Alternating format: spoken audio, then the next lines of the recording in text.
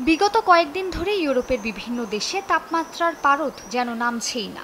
গরমে দুর্বিষহ সময় পার করছেন স্পেন, ফ্রান্স, যুক্তরাজ্য ও ইতালির বিভিন্ন শহরের বাসিন্দারা। কাতার ভিত্তিক গণমাধ্যম আল জাজিরার এক প্রতিবেদন অনুযায়ী ইতিহাসের অন্যতম ভয়াবহ দাবদাহে ইউরোপের ১২টি বড় শহরে প্রাণ হারিয়েছেন আনুমানিক ২,৩০০ জন।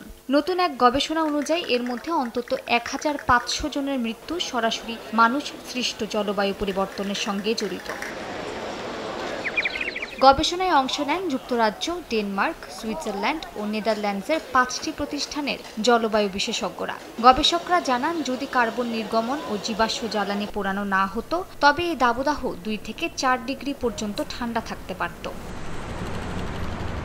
বিশেষজ্ঞরা জানান, তাপপ্রবাহ সবচেয়ে বেশি ক্ষতি করে শিশু, প্রবীণ, অসুস্থ ও খোলা আকাশের নিচে কাজ করা মানুষদের। শহরগুলোর পিচঢালা রাস্তায় তাপ শোষণ করে নেয়, যা পরিস্থিতিকে আরও ভয়াবহ করে তোলে। এই গবেষণার মৃত্যুর তথ্য ও স্বাস্থ্য মডেল ব্যবহার করে আসল প্রাণহানির পরিমাণের হিসাব করা হয়। কারণ বাস্তব পরিস্থিতিতে তাপপ্রবাহজনিত মৃত্যুর অনেকটাই চুপিসারে বাসা বা হাসপাতালে ঘটে থাকে।